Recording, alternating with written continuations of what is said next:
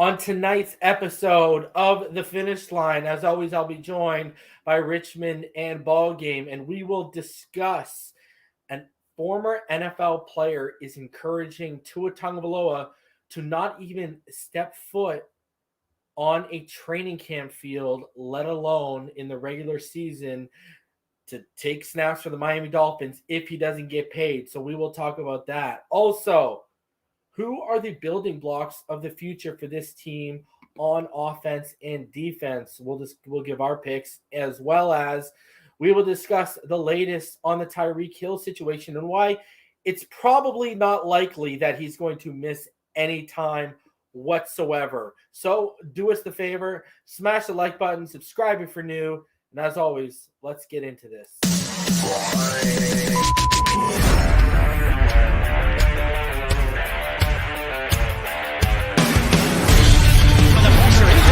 Loses the football. Touchdown! Got it! You have got to be kidding me.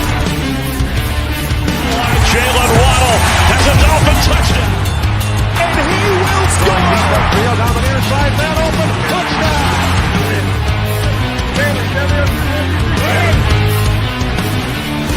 The run from Tua Tagovailoa. Touchdown! He's going deep. He's going over the touchdown.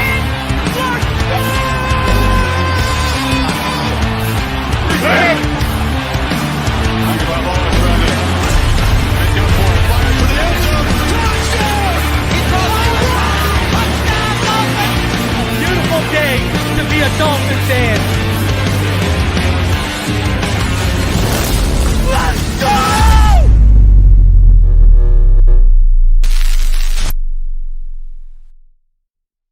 All right, huddle up, huddle up. We're gonna crank these engines up on one. All right? Wait, 80. Wait, 80, set. Drivers, start your engines.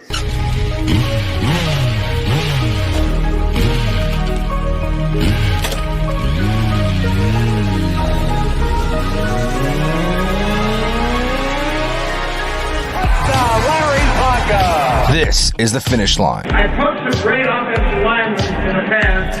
Larry Little, Dwight Stevenson, Jim Langer, all Hall of Famers, and Richmond Webb belongs to that same group. Here are your hosts, legendary Miami Dolphins left tackle Richmond Webb, Reason, and Mr. BallGame.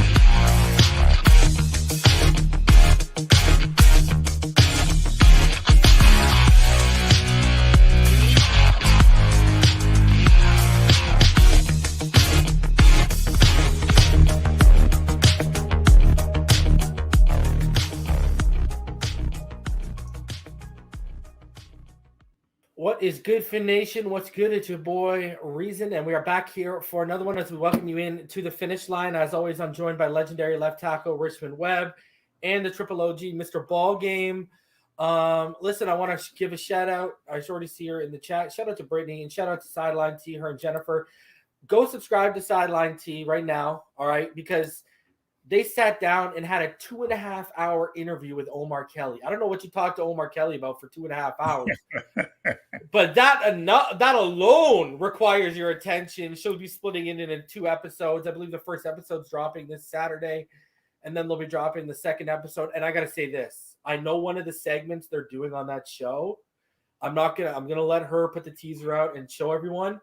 She has one of the most creative segments I've ever seen with a reporter or a media member coming out on that show. So make sure that you go subscribe and go tune into that episode when it drops. All right. Richmond, BallGame, how are you doing tonight, gentlemen? Doing good. Good afternoon. Good evening, gentlemen. Good evening, crew. I'm good.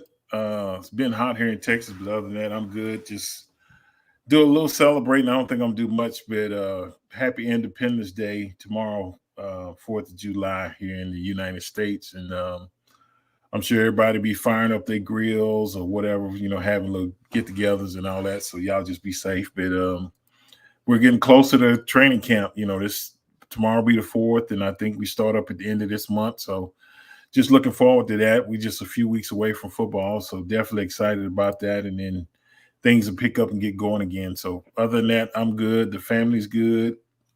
I have no complaints. So how you doing, Mr. BallGame? Life's good, man. Had a whole week off to recharge the battery. You know what I'm saying? Just sitting around watching all of the foolery going on in the sports world. Made my first baseball ticket today, so we'll see how that goes. You took some parlays today? Yeah. Buddy, I'm not even gonna. No, you laugh. I started getting into baseball this offseason too. Yeah. And today was my big. I did 4 different parlays, like home runs and some to hit. No, bro, I'm into it too, bro. Tell me what you're playing. I want to hear it. What are you playing? I took. Let me look at. I'll tell you what I took. I took. Hold on. Let me get my cheat sheet. Hold on. Yeah, because you can still get some of these in right now. Yeah. I'm not even joking. How do I get to my play, man? I did a bunch of player props. So I took come on, show it to me. All right, so I took Christian Scott for over 16.5 for the outs. Okay. I took Ronel Blanco under 5.5 for strikeouts. Took Colin Rea under 4.5 for strikeouts. Oh, so you're playing strikeouts, eh? Yeah. I took Davis Daniel over 5.5 strikeouts, and then I took Julio Rodriguez. He been on a bad stretch so far. With the RBIs, I took him under 1 RBI. So I got Shohei Ohtani to record 2 RBIs tonight. Aaron Judge to record 2 RBIs. Both have been on hot streaks. Jose Ramirez to record 2 RBIs. And then I got a Manny Machado home run and a Cody Bellinger home run because the pitchers they face tonight, they all owned. $5 pays $12,382. Yeah, he went with the. Yeah, he went. Yeah. Oh, I've got an $85,000 parlay going on $5 right now. I've got Rafael Devers, O'Neal Cruz, Mark Vientos, Juan Soto, Yordan Alvarez, and Elliot Ramos. If they all hit home runs tonight, $5 is $85,000. So if you come up MIA, you're going to give it away. Oh, brother, it's on. It's on if that hits, buddy. It's on. Like, I've got a 5-1 parlay with Marcell Ozuna, Elliot Ramos, Tyler O'Neill, Gunnar Henderson, and Aaron Judge. If all those guys hit a home run, so I only need $5 pays like $13,497. Jesus. All I need is 5 home runs. It's not like I'm asking for the other ones like 8 or 7. Right. You know? So like you can play. Like there's a lot of guys you can play who are good chance of hitting a home run. You play 3 of them and like $10 will pay you like a Gino. Yeah, right? I stuck my toe in today. I'm gonna do some more research over the next couple of days, and I'll get back in my groove. But I figured I'd go with something to see if strikeouts and home runs and RBIs are the props to play. I find. Right. Knight, hit the like, comment, sub, y'all. This Tua contract has me in a very bad place. Reason, I feel like we're gonna get Drew Brees to fins up. Why do you got to say we're gonna get Drew Brees for the second time as a franchise? I think what he means is Drew Brees leaving San Diego and then turning into a Super Bowl winning champion. Which is what you remember this? I would say this ball game back when people wanted him gone and to keep Flores. I would say, okay, you know, people were like, oh, I want to see him go play with Sean Payton. I'm like, no, I want to see him go play for Kyle Shanahan in San Francisco, which is he now runs an offshoot of that offense. And watch, he'll win a championship. He'll do what Garoppolo couldn't do. So, you know, that's the thing. You can win a Super Bowl with Tua Tagovailoa. Yeah. I pitched this yesterday, gentlemen, right? Because I read an article from Omar Kelly, like, what's the backup plan and what happens? And so I talked about the part, okay, let's say Tua, you know, they can't come to agreement on a franchise tag or whatever, and Tua walks, right? Here's the thing with that if he walks. If Tua walks, I could see a team like, I don't know, the LA Rams, who have a 37-year-old Stafford, who run a version of the Shanahan offense, turn around and pay a guy like Tua, who's 26, entering his prime. Because that's another thing people are forgetting. This kid's about to enter his prime. 26, entering his prime. Other than the terminology, he knows our offense like the back of his hand. Mm-hmm. The NFC, it's easier to win. I don't got to deal with Mahomes on this side. You know what I mean? Like, I could see a team like that turning around and be like, yep, pluck, thank you. You know, and then we end up with Stafford at 37 years old, or we end up with Kirk. Like I've heard people say, well, trade for Kirk Cousins. Why would you trade for like a 36, 37-year-old who's in a stacked offense in Atlanta this year if him and the Falcons don't get it done in an easier conference, easier division? Yeah, I'm gonna stay optimistic. They'll get it done. I think they do. I think they get done by. I think from what Omar said it, and he's right. The Dolphins tend to make their best contract offers in that lull between training camp ending and the season starting. And the season. Yep. I can see that. That's my hopes. So he can get past this foolishness. Yeah, well, I think it'll I don't know, man. I think it'll work out. Yeah, I really do. Richmond, I wanted to let's get into this right now because Ryan Clark is out here, and what he said, speaking of his contract, he's basically encouraging Tua Tagovailoa to not play another snap for the Dolphins before he's given a new contract.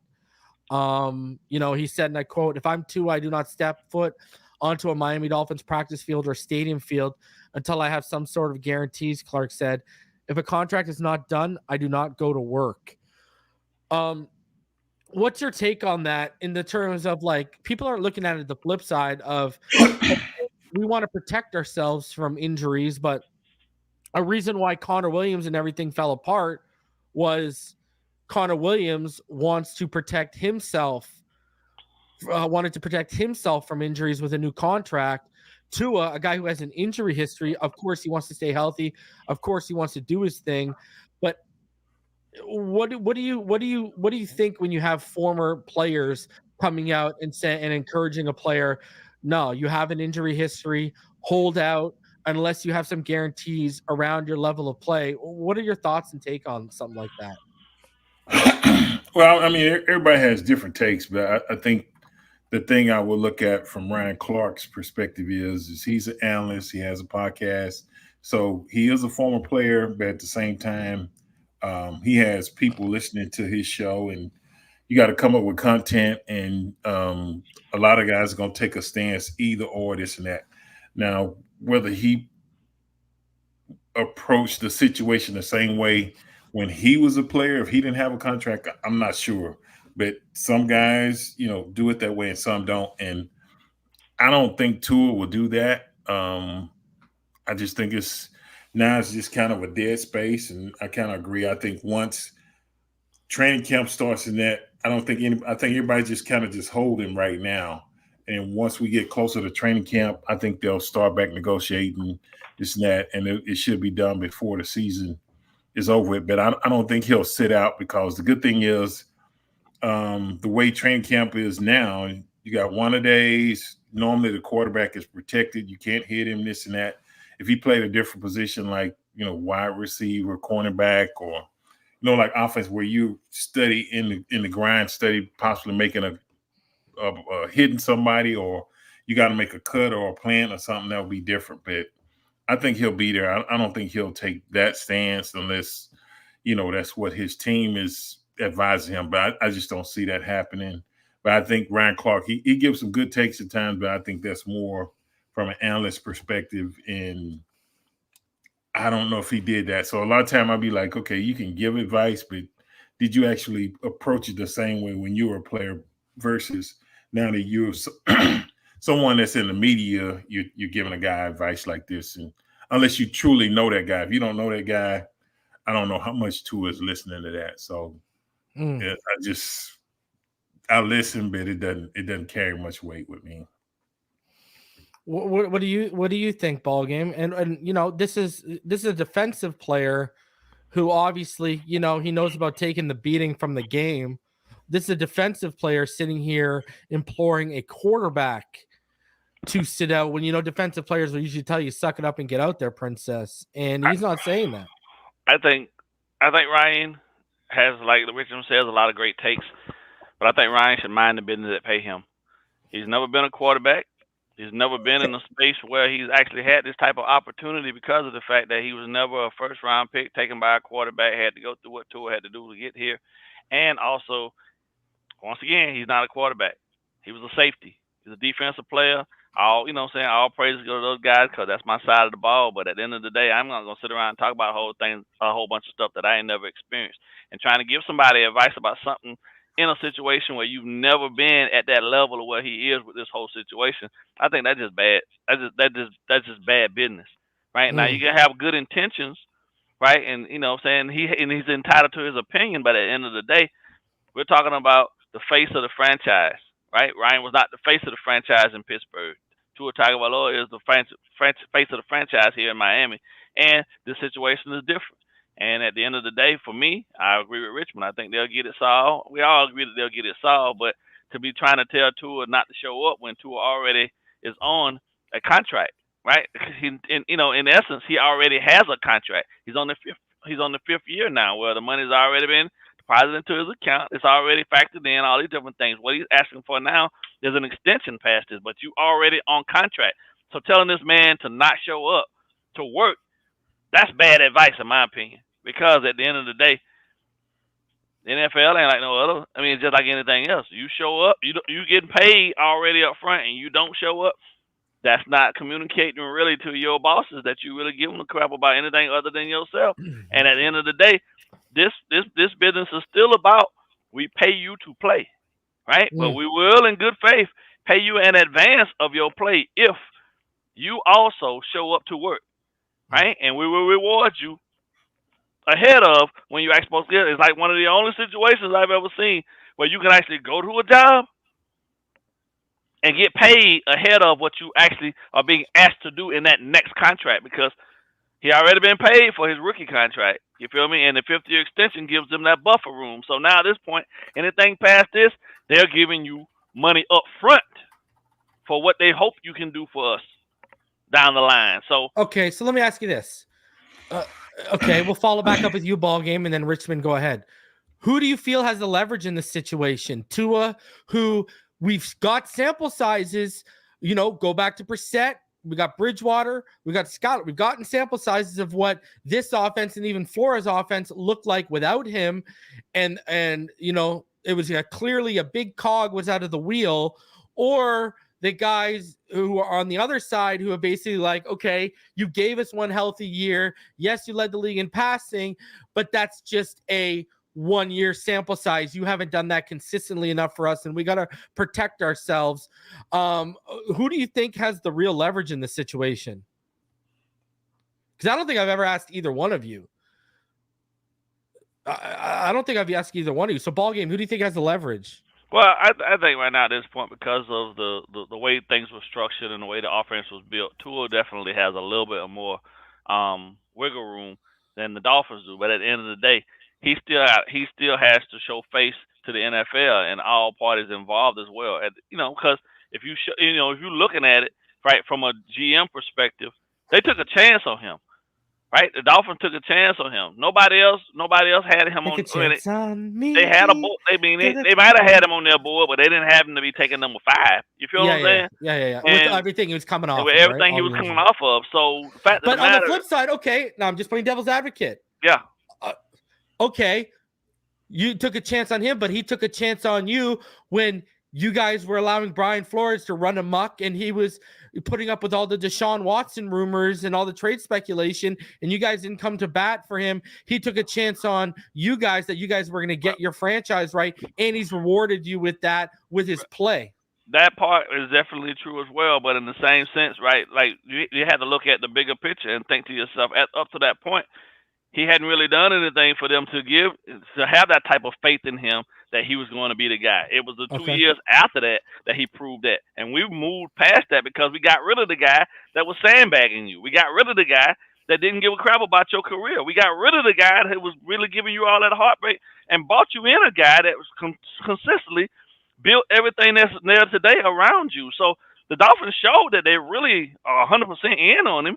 They're just looking and trying to figure out what's the best number and what makes sense in regards to his history up to this point and what his projection should be going forward. That's a good business place to be in my opinion. And it ain't personal. I think they love him to death, but at the end of the day, they'd be stupid not to put certain things, certain writings, or certain literature into his contract that protects them as well.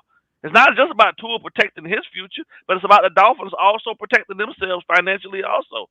And anybody not willing to see that, then you're looking at it from the wrong perspective, because at the end of the day, it's a business. But he proved that he could stay healthy for the season. That was a check in the box for him. He's also passed for more yardage than anyone did last year. Another check in the box. And now at this point, you're in the third year. But we already, like I said, we go back to it. We already got you on contract. You got to prove what type of professional you really are. And if you're listening to all these other people in your ear, then are you really your own man? Because at the end of the day, now we're getting into manhood now. Well, I'm just saying. I mean, there's got to be conversations somewhere around to say, listen, they came to the table. They've been real nice and real good to us. Like, you don't want your last year to be here where motherfuckers is not opening doors for you and looking at you sideways when you're walking down the hallway and you looking over your shoulder again. You had 2 whole years now where you ain't had to do any of that. You've been free, no worries, no concerns. You have been the guy. They didn't even bring nobody in to really even challenge you for that job. Like, come on, man. Like, I see both sides. So for me, at the end of the day, like I said, I believe it'll get done because there's less stuff that you want to carry into the season. But, I think it's a necessary understanding, and it's a necessary back and forth between them so that they can get an even better understanding of who each other are, because they're dealing with his representation and not directly to us. So I don't put this on which they don't have a good track record with. They don't. Yeah, exactly. But right off the bat that those guys are going. Like, if this was a Drew Rosenhaus client, this would probably be done. Let's be honest with ourselves right now. Yeah, but that group is doing something. This group I'm going to tell you something. They're trying to rip all the situation. I know for a fact Wilkins was ready to agree upon a deal last year, and they said no. And Athletes First are the ones that said, no, we can get you more money. Yeah. See, that was a bad. I think that to some degree, I mean, how much money is enough money? That becomes the question. Here's the other thing. Right, Richmond? Who are the next 3 quarterbacks up to get paid? Tua, Jordan Love, Dak Prescott. Yeah. What do they all have in common? Same cut. They got the same. Athletes First. Yeah. Yeah. And I haven't spoke out on this out wide, but I'm gonna say this now because I had this conversation with my son, my dad, a couple other people that I talked to. That's a problem really for the Dolphins, because they looking at Jordan Love got to get paid. Yeah, you got to get it done before Jordan Love. You got to get it. You got to get Lawrence type of money. Yeah, you got to get it done before his. And if you don't get it done before his, then you got to deal with Dak. Then you got to really deal with that, because then now you're gonna be slotted in between Jordan Love and Dak Prescott, and that's in their mind because they started this whole craziness out with Daniel Jones. What did I know? Yeah, you're right on Daniel Jones. What did I tell you guys, and what did I report that I heard back before free agency opened? That Tua and the Dolphins wanted to get it done, and then what changed was Athletes First stepped in and said, Dak's asking for 60. We want to see if we can get this Dak deal done, so that'll drive up your market. Yeah. And what's happened since then? The market's been driven up. We should have got it done as soon as before the ink dried on Goff's contract. I would have got that done, because when I started hearing that the Khans, Nick Khan, Tony Khan and his father were ready to pay Lawrence $50+ million a year, I said, okay, we're going to get into crazy money now. And what's happened? And then Love is probably going to get a little bit more than Lawrence, and then Dak is going to get more than both of them, and Dak's going to end up sitting on a $60 million number anyways, and all because you sat on your thumb instead of. So, Richmond, who do you like? You've been in these. I mean, you've been around a top flight quarterback in Marino negotiating a contract, and when he signed it at the time, he was the highest paid NFL player ever, which pales in comparison to nowadays. Give me 1 second, Richmond. And can I just say, this shit is crazy because Jordan Love really only played 8 good games. Go ahead. Yeah. But what are they doing? They're locking him up on they're projecting his future, and they're projecting his future, and they're projecting his trajectory, right? Because that's a part of being a GM I talk about all the time. Why do we never get out ahead of the deals? Why does the scouting department never project these trajections of these players and say this guy's going to be one of the top in the league 3 years, pay him before he becomes that, is asking for top dollar? Anyways, Richmond, you've been in negotiations yourself with NFL teams. You were around when Marino negotiated. He became the highest paid NFL player ever. Who do you think has leverage in this situation? I think Tua has the leverage. I think the Dolphins know he has the leverage. I think when he did last year and completed, and once you put the stats up and you become healthy and you're capable of doing that, even if it's a little bit less than that, you're still a top 5 quarterback based on the statistics, the numbers that he put up last year. So I think they know that, and I think long term they know he's going pretty much consistently, unless barring injury from other players, that could affect his numbers. But his work ethic, they look at attitude. Is he the type of guy that could be the face of a franchise?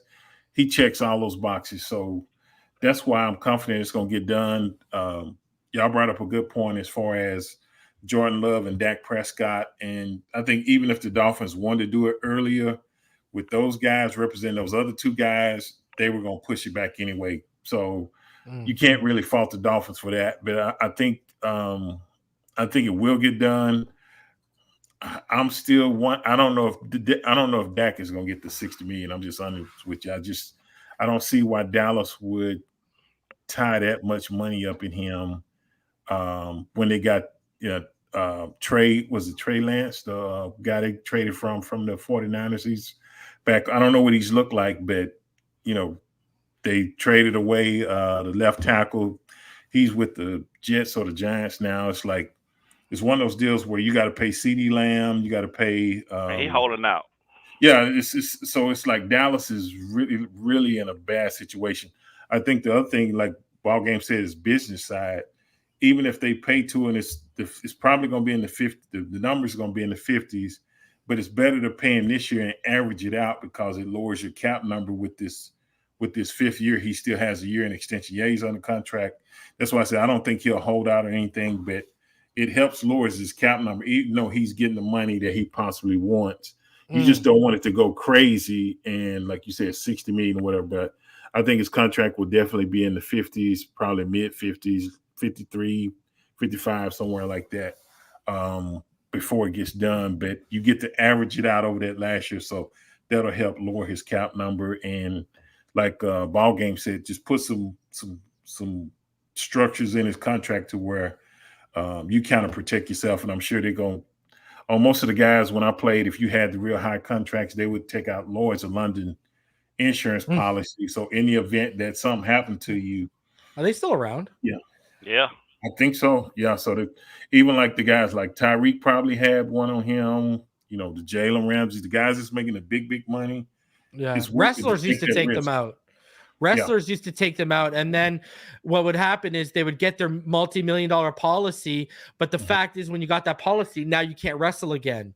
Do y'all remember Mr. Perfect? Perfect, yep. And it happened to him, but do you remember Rick Rude? Yep.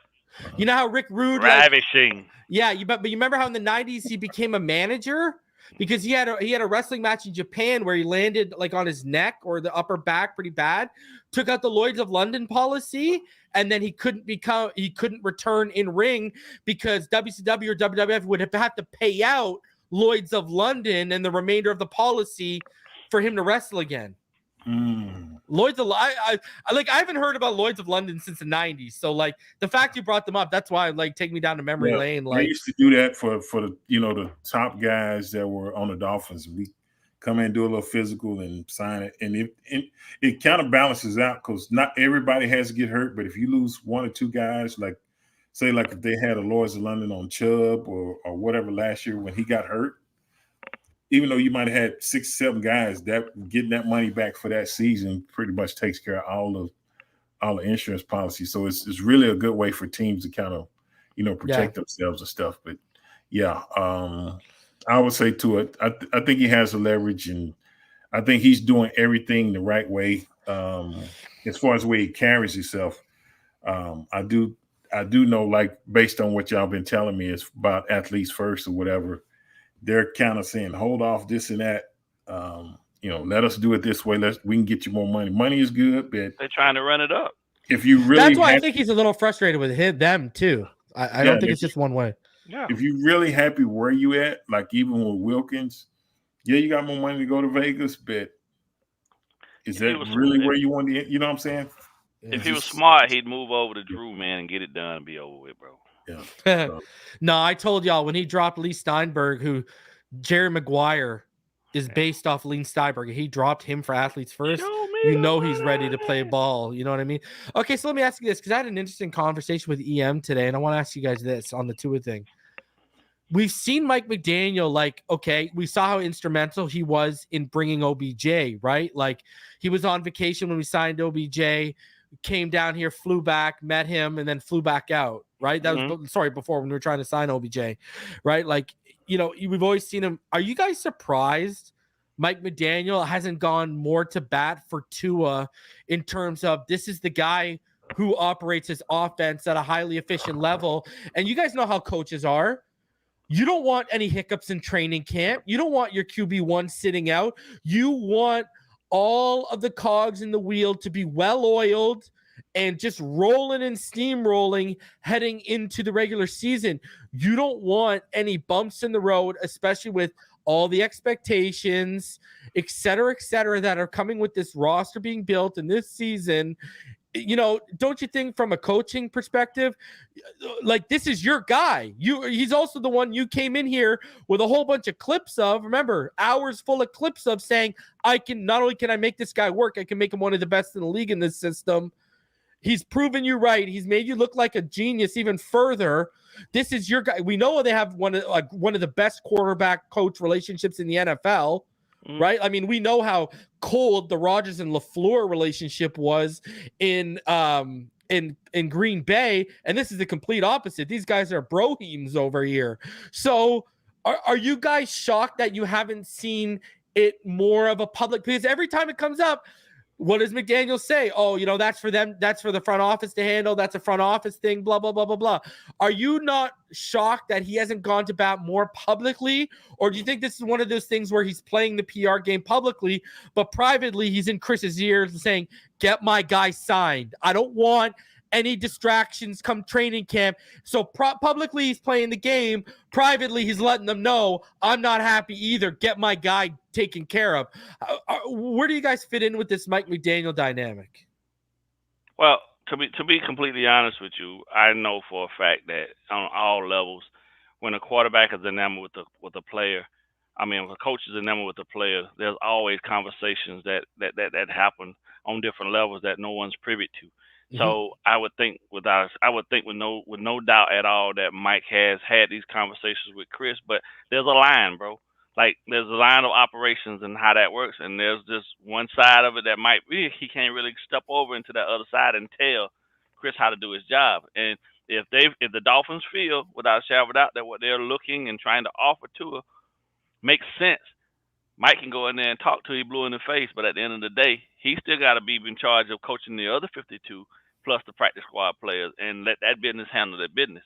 You know what I mean? Because he's already made it known to them. I think they all have had these conversations of how much they love Tua, but if his representation is not the ones coming to the table being reasonable, then everybody's hands are tied, and there's just no way that I don't think the Dolphins are going to allow themselves to walk into a situation where they walk into the room, have their pants pulled down, and just told to grab their ankles. It's just not going to happen. And I respect them for that, because that's what Jacksonville did with Trevor Lawrence, right? They essentially got scared, right? Now, Lawrence hasn't shown you anything that makes you believe that he deserves what he got, but they got scared. And instead of going through the process and trying to figure out a number that made real sense, they just took and they went and ran with it, right? And they let the agency dictate what they felt he should get. I don't think the Dolphins want to play ball like that, and I don't blame them for that. So that's why this situation is where it is. But in the same sense, Mike, there's only so many things like he can say publicly, and what he said up to date, in my opinion, has been exactly what he should say as the head coach because of the fact that there's that line. There's a very thin line, and because they do listen to him and because they have given him all the guys that he's wanted to put around Tua, there still comes that space where Chris Greer's job takes over, and it is one of them things too where, like I said from the beginning with Ryan Clark, you got to mind the business that pays you, man. You feel me? His job is to focus on the other 53, 52, and the practice squad players at this point. Tua Tagovailoa is in a special space right now where his representation is the one holding up this process, not the Dolphins. So I think that needs to be put out there. But the Dolphins are not going to face his representation either because then that's bad business across the board. But we kind of knew this was coming. Yeah. Because if Daniel Jones was able to get what he got when knowing how crappy he played, what you expect them to think when they got a player like Tua on the roster and they got Dak and they got Jordan Love all ready to, you know what I mean? Like, it's just, yeah. What you think, Rich? Yeah, I definitely think it's a PR move. I think I remember it was a few weeks ago, I think, Reason, you even said that, the Dolphins don't want to try to negotiate this in the media. And they negotiating with Tua, so everybody else just got to kind of sit back and relax. But no, I think McDaniel has made his stance known. And hey, we all know that Tua is his guy, and that's a pivotal piece of the puzzle for them to be able to go out and execute what his vision is. And Tua fits that system. And from Tua's standpoint, I think he's looking forward to it because he's seen the success that he's had in McDaniel's system. So it's not like just a one-way street, this and that. But Mike McDaniel is a very smart guy. He's not going to come out and say anything to jeopardize the contract getting done or give a leak to where they're showing weakness and saying, well, man, we need to really hold tight because I think they're getting nervous and, they want to go ahead and get this thing done. So it's they're playing chess and you just got to make your moves and this and that. And I'm sure, I don't know if they've had them privately, but I think at some point McDaniel might reach out to Tua and say, hey, we're going to get this thing done. Just be patient. You still our guy, this and that. But because I believe they have the type of relationship where they can go to each other and have a conversation and not one trying to go back and take it to use against the other one as leverage or whatever. I think it's a mutual respect there between those two guys, and they make magic together. So I think McDaniel's definitely looking forward to it getting done. And I know Tua wants to just get it done and put it behind him so he can just focus on playing football, being the best Tua Tagovailoa he can be, and trying to win games, get to the playoffs, and win a Super Bowl. I know that's what's on his mind. He works too hard. You can see his work ethic and everything. So he's built. So I know that's why he want to get it done, so he don't have to worry about it. The quicker you get it done, you can just go focus on what you need to focus on. And I think that's why he's a little frustrated because it hadn't get done. But once you get it done, you don't have to worry about it because you say, okay, it's been signed. Let me go put in the work. Yeah. I mean, I guess where I'm at with the whole situation is, this is why I go back. Like, everyone just wants to say he's frustrated with the Miami Dolphins. I mean, I really do think he's turned to them and said to athletes first and said, listen, I don't want this hovering over my head. Get it done. And I think why he's getting frustrated and more frustrated is he sees that this is going to potentially leak over into training camp and affect, their progression as an offense, because at the end of the day, there's new guys involved now. You got OBJ from the rookies to the, Malik and Taj Washington, Jalen Wright. There's a new running back. Jonnu Smith is there now. Jody Fortson. There's new weapons that not only does he want to, play with in camp, but he wants to get on the same page with, right? And, at the same time, when you're talking about his work ethic and his competitiveness, I think the fact that negotiations would hinder that or impact that probably bugs the hell out of him because of how hard he's worked this offseason to basically showcase his, and now he wants to showcase his improvement, right? Yep. And so I don't know, like, see, for me is, it's kind of a weird one for me because you would have Flores, he would publicly go out and basically tell tell the public in the media what time it was with certain players.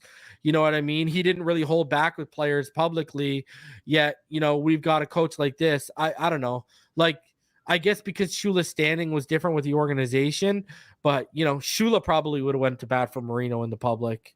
You know what I mean? Like, I don't think, I don't know. I just. Well, and then it's like you said, it's probably the guy that's representing him. I think if he was with a Lee Steinberg or something like that, I don't think you have all those issues. Yeah. But with these guys trying to sign multiple guys at the same position, and they're trying to corner the market, and they're playing one against the other one, you know, organizations are like, okay, we see what you're doing, we know what you're doing, but Yeah. everybody's not going to bend to the pressures. Kind of like what, you know, BallGame said about Jacksonville. It's like, no, this is a fair deal. This is where we at, and we're gonna hold to that.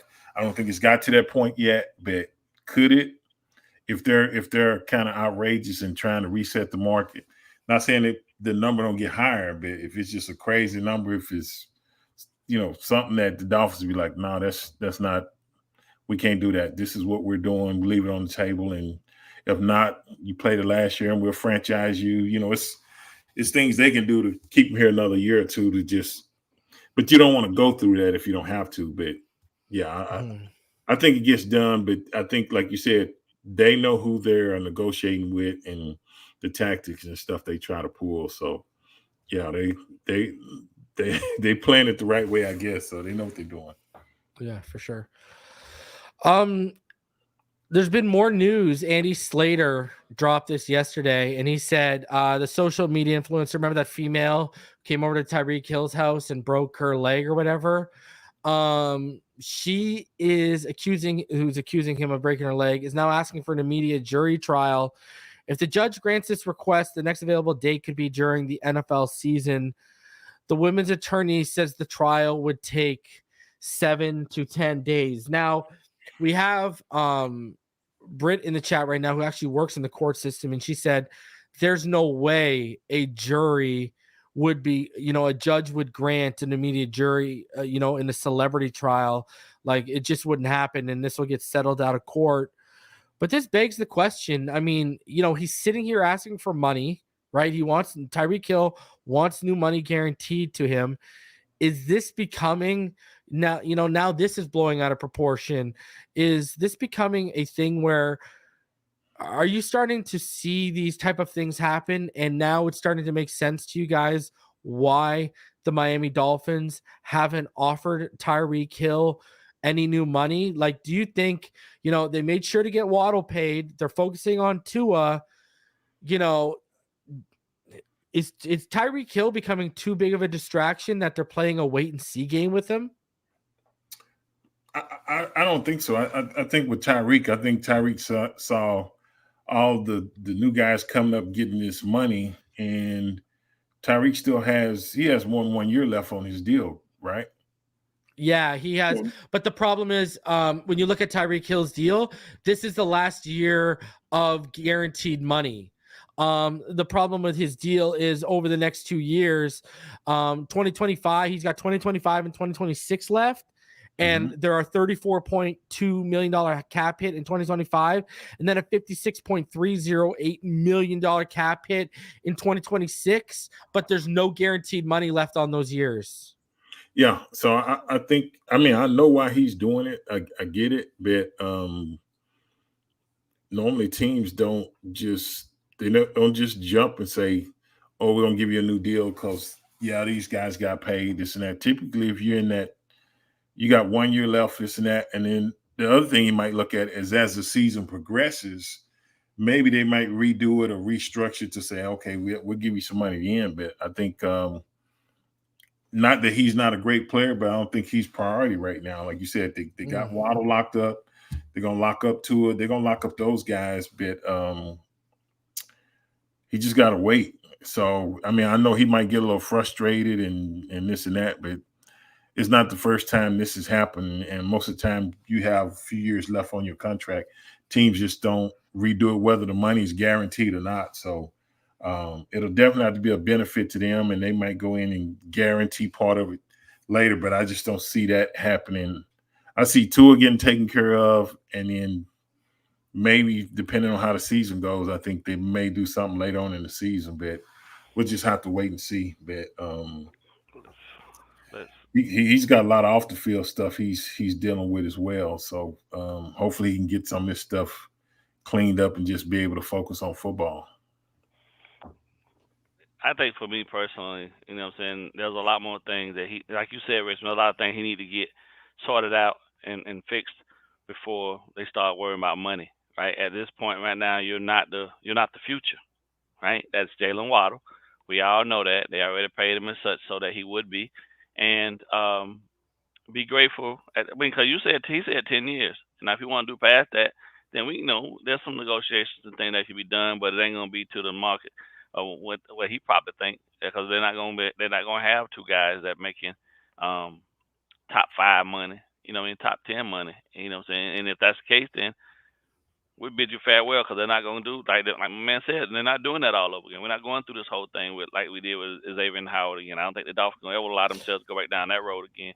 But I think these are different things, because Xavier Howard, Hill has no guaranteed money left after this year. That's why, and they want to get out of that $56 million cap hit in 2026. What I'm saying though is that like one thing is not going to motivate. There's only thing he can do right now to motivate them to even entertain anything of that nature is to, one, cut out all of the antics, right, and not bringing all this negative pub back towards the organization, and two, just shut up and play.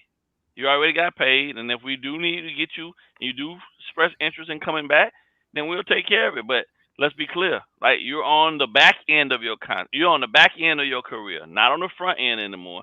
You got less days ahead of you than you do behind you at this point. So that contract or whatever money we give you is gonna be, you know what I'm saying, suited towards that. Not you out here trying to run down Justin Jefferson. Justin Jefferson is going this way. Tyreek Hill is plateauing off and then settle in. You feel me? And it ain't no more. There's not another gear. There's not another peak for him. You know what I'm saying? It's gonna start going like this for him. So he got to keep that in mind too. And if the Dolphins do decide to throw him some more money, be grateful for that, because I don't know. I mean, we bring a lot to the table, but in the same sense, you got a whole lot of other off the field foolishness that we don't expect from you as a veteran. Also, so you got to clean up. You got to clean that up too, because we got young guys looking at you, right? And you're supposed to be the model of excellence. You're supposed to be the vet that's teaching these young guys how to be professionals. Your professional life is not, you know what I'm saying, matched off with your personal life, and you got to have both in line. You feel me? To be a part of the 3-head horseman or 4-head horseman for this franchise. And right now you're lacking. Jalen got here. You don't hear nothing about Jalen Ramsey. You don't hear nothing about Tyreek. You don't hear nothing about Tua. You don't hear anything about Waddle. And the one that you depending on the most, who had everything built around him really, and was, you know what I'm saying, the backbone of the offense, is the guy with the most foolishness going on and all of the shenanigans. Like, come on, man. Hey, Reason and BallGame, I was sitting here thinking when you were talking, like, we signed OBJ, right? So if they wait and you can get really good production from a receiver like OBJ, that lessens the demand to keep a Tyreek, when you can say, okay, we can bring in a veteran receiver. And the draft. And in the draft and develop a guy. So it's like I heard this draft, I heard they were sniffing around how much it would cost to move up just outside of the top 10 if Rome Odunze fell. I heard they were in love with Rome Odunze, and they were sniffing around. If he gets past number 9, which he did in the Bears, how much is it going to cost for us to move up? So if I'm hearing that, what does that tell me? They paid Jalen, and Jalen was a top priority for them. Yeah. Tyreek was not, and if they would have landed Rome Odunze, Tyreek would be on borrowed time right now. Yeah. I started thinking about that because I was like, you can sign a veteran, and if he can give you maybe not Tyreek Hill production, but OBJ, and the type of offense, the way it's built. Let's be clear though, Taj Washington and the other kid they brought in, Malik, are not slouches by any means. They're just young. So in all fairness, right? They could be they could just as well be great pieces in this offense for the future too. I mean, you don't go and grab two for nothing. They grab two wide receivers, Yeah. right? And these guys, they made it. They're there. They just got to get it figured out. So, and Tyreek, we got to remember, was a running back convert to a wide receiver. Yeah, so, he was. You know what I mean? If he could do it, why can't one of these guys step up and be the next great thing? You know what I'm saying? So, like, I think the Dolphins had a plan in place. They couldn't get up to go get one of the top tier guys, but they brought in two guys at this point. Because I'm like I said, I think one of these young guys is gonna take one of them positions. Somebody's gonna lose a job, either River Craycraft or Braxton Berrios. Probably ain't gonna be here. Yeah, because these guys are mainly slot guys. Mainly slot guys, yeah. And Tajay Washington has a knack for getting open. I mean, he runs a 4.52, but the guy just gets open. And Malik Washington runs a 4.47, but he reminds me his game is very similar to Steve Smith. Yeah, Diggs was a 4th round pick, bro. Exactly. Don't matter where you're picked, as long as you're. Where was got the dog in you to get right? I mean, what wasn't Dak like a 4th or a 5th? That was 4th round. Yeah. He was 4th round, late 4th round. Yeah. So just saying, right? Like that's why Rodgers didn't go in the top 10. You know what I mean? We all saw what happened, and I think our running back room though this year is going to be absolutely disgusting. Stupid. All right. So speaking, I mean, we kind of talked about some. When you look at this team, who are the two? Like, if you could name one building block on offense and one building block on defense, who would you name? I mean, I'll give you my offensive one because we kind of talked about him. Obviously, I'm not going to name Tua because that's just easy. But Jalen Waddle, I think, is far and away, the biggest building block on offense. I'll let you guys go and give both of your picks, and then I'll give my defensive pick last. But Jalen Waddle is, and that's why we're so happy they locked him up, because that's the heir to Tyreek's throne, basically, right? If they would have drafted a Roma Dunze, Jalen Waddle would be the number one here sooner than later. Who would be your guys' building blocks on offense and defense? Go ahead, Richmond. Yeah, since we're not naming Tua and you name Waddle, you can name Waddle. That's fine. I'm just saying. Well, I had Tua Waddle, and my last on offense was Austin Jackson. Ooh. If he continues to play, that's a cornerstone piece. Y'all suck. That can be there for 8 to 10 years, this and that. And like you say, he got a slow start, but I think it's because he was 20 when he was drafted, and he came along. Then he had the high ankle sprain the year before this, but I mean, he just balled out. Athletic ability and everything, they got that right as far as the evaluation on him. It was just he needed a little experience, and then Coach Barry just helped him achieve that other level. I think he always had the work ethic, the drive to be great, but it all came together last year. So, and defense, I got Ramsey. I put Chop Robinson or Jalen Phillips, but I think when I say core, most of the time I think with more than one guy. But Jalen Phillips come back off of that Achilles as his old self and continue to incline as he's been doing. I think that's the guy on defense, and he helps elevate those other guys. But man, we got so many really good players. Who is the two? But yeah, those are names I came up with. But BallGame, you got to be able to cover your cheat sheet up a little bit better than that, brother. I'm always going to be looking over your shoulder. It's all good, man. So on offense, I had an ace in the hole. So on offense for me, because Mike is going to still be a guy that's in this offense is still going to be pretty looking to run the rock. It's going to be A-Chain for me. Mm-hmm. And then and it's on the flip side of it, I think that Chubb's replacement was just drafted in this last draft. But I'm going to go with the guy that's going to be opposite him in Jalen Phillips, because I do believe that Jalen Phillips is young enough and athletic enough to come back and then probably be even better than he was previously from that injury that he sustained, and a little wiser in regards to doing things to continue to build himself into the monster that he was becoming. So for me, A-Chain on the offense and Jalen Phillips on defense. On defense, I'll agree with you guys, but with an asterisk, because I think the two best building blocks you have are Chop and Jalen Phillips moving forward. I think you can throw in, if you extend him, Javon Holland enters that conversation. I agree. Can Cam Smith show this year he can be a future building block for that secondary? That's another question. David Long might be the building block for that second level, but Mo Kamara, if Mo Kamara and Chop Robinson pop off this year, are they going to pay Jalen Phillips big money in a few years? Somebody gonna get moved to linebacker. Oh, you think someone gets? Well, it ain't gonna be Momo. I think it'll be Chop. Really? Yeah. That's what I stand him up.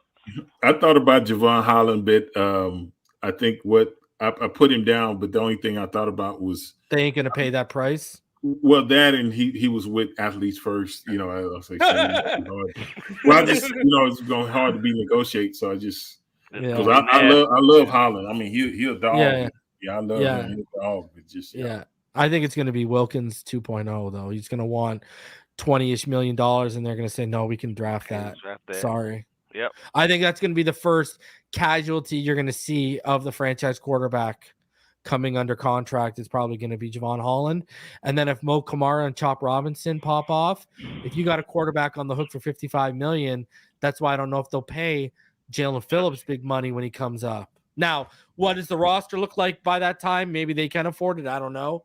But all right, final thoughts, guys. BallGame, start with you. Final thoughts. I think those guys do exactly what we anticipate they'll do with the coaching that they'll get and the reps that they're going to get early this season and into the next couple of years of their development. I think across the board, the Dolphins have put themselves, or at least positioned themselves, in a good space on both sides of the ball to have a core of players that are going to be able to sustain whatever run they make this year and the next 2 years.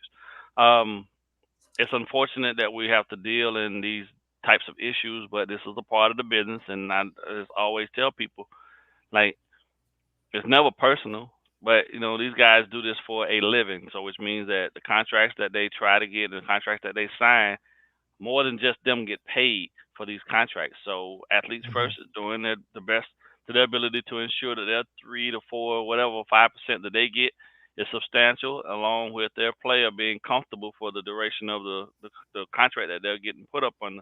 So I get it. For the casual fan, you have to start looking at this from a different perspective. The season don't start until the season starts. This is the business side of things now. So look at it that way, and that way you don't get yourselves wrapped up in and feeling get yourselves too emotionally drawn into this stuff, because the business always has to be handled in order for things to thrive. So just continue to sift through the BS that's out there and do some research for yourselves, and don't just listen to these fools out here that think they know everything about everything, but they don't know anything about anything. Because at the end of the day, the track records have been proven to be substantially wrong about a lot of stuff, and I don't hear as many "I told you so's" as I used to. We give you the truth here, and we give it to you from a perspective of understanding, true understanding, and network and ties and information that's coming directly from sources that can be trusted. That's not what's happening in a lot of other places. So you got to build your network. And any network that's associated with the one that Reason has built, that's going to be a good source of information that's going to keep you on the up and up and keep you extremely tied in to what's going on, so that you can be the most informed. So. Hands off, huh? Okay. Final thoughts, Richmond? Yeah, final thoughts is I'll be glad when the season start. I think the thing that I look at too is, like you say, this is negotiations. I think the good thing with Tua is he has teammates, and I think it's mentioned, I think, like, he refers or bounces stuff off older veterans like Teron Armstead and stuff like that. So you seeking wise counsel for guys. And then the other thing is you have guys that's in support of you getting your contract done, this and that. And I'm sure some of the older veterans say, hey, young fella, just hang in there. They're going to get it done. I know you want it done now, but you just keep working this and that. And those type of people you need to surround yourself with to stay focused when you're going through this bad. I think they'll get through it. I think, once that's done, but I know how his mindset is. you want to go ahead and get it done because you don't have to worry about it. And you can just focus on the season. And like BallGame said, just, right now it's not a lot going on. So even ESPN and all that, everybody's trying to come up with a storyline, this and that. And you're going to get hit with so much information. Do your research or just listen to it, but don't just let your heart rate jump up every time you hear something that you think might be true or whatever, because they're going to do whatever they can to get people to listen in and all that. So just stay calm, hang in there, buckle your seatbelt, and we're going to ride out with us, and we're going to get ready for the season. That's all I got for you. Yeah, we're about 21 days, just under 21 days, 3 weeks from players reporting to camp. So it's getting closer and closer and closer. So guys, do us a favor, smash the like button, subscribe if you're new. Appreciate each and every one of you for coming through. Go subscribe to Sideline T. They got Omar Kelly coming on this week on Saturday. So go check that out. I'll be back live this week. You can be sure of that. And guys, again, smash that like button, subscribe if you're new, and we'll see y'all on the next one. Until then, as always, fins up all day, every day, and have a fantastic 4th of July, everyone.